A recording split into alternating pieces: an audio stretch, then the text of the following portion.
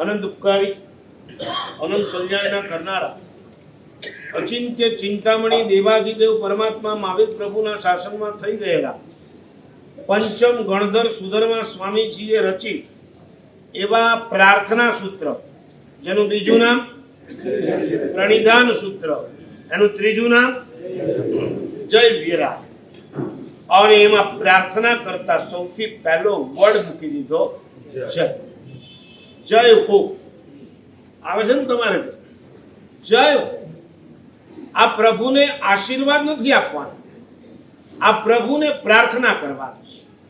ભગવાન તમે મારા હૃદયની અંદર બિરાજમાન. જયનો અર્થ તમે મારા હૃદયની અંદર બિરાજમાન.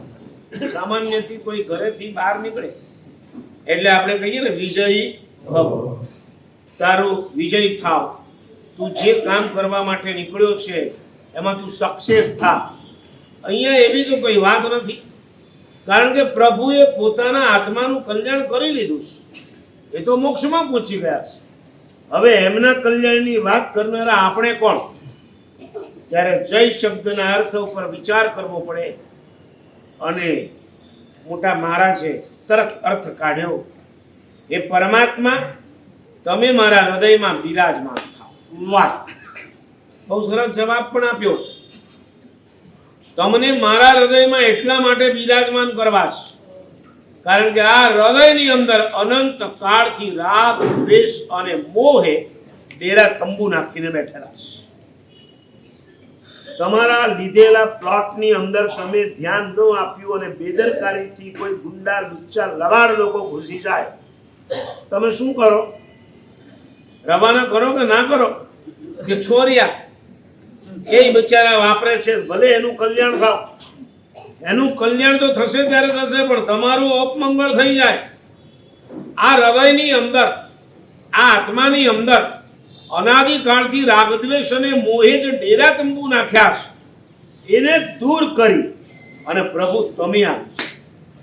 જે જગ્યા ખાલી પડી હોય એ દબાણમાં જાય, જે જગ્યા પર તમે બાંધકામ કરી લીધું હોય એ દબાણમાં જાય ખરી? આ હૃદયની ભૂમિ તમારી હોવા છતાં તમે તમારી નથી રાખી, કારણ કે તમે એમાં કોઈને બિરાજમાન જ નથી કર્યા.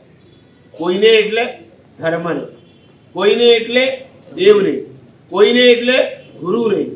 દેવ, ગુરુને, ધર્મને જ્યાં બિરાજમાન કરવાના હોય ત્યાં તમે રાગદ્વેષ અને મોહને અંદર દબાવીને બેસાડી દીધા અને હવે ફરિયાદ કરો છો, આ મને હેરાન કરે છે. ઘડી ઘડી રાગ દ્વેષ મોહના ઉછાળા આવે છે, તો તમારે ફરિયાદ કરવાનો પણ કોઈ રાઈટ નથી. તમને ખબર છે કે તમારી પોતાની જગ્યા છે ને છતાં પણ તમે એમાં દેવ ગુરુને ના બેસાડ્યા અને સંસારના લુચ્ચા, લબાડ કહી શકાય એવા રાગદ્વેષ મોને બેસાડી દીધા. હવે ફરિયાદ કરવાનો કોઈ રાઈટ નથી. છતાં જયવીરાય તમને એક મોકો આપો છે. પ્રભુને ચૈત્યવદન કરતી વખતે જ્યારે પ્રાર્થના કરો છો ત્યારે જય શબ્દથી તમારે એ કહેવાનું છે, પ્રભુ તમે અંદર બિરાજો, તમે આવશો એટલે અંદરમાં રહેલા બધા જ રાગ, દ્વેષ, મોહ દૂર થાય.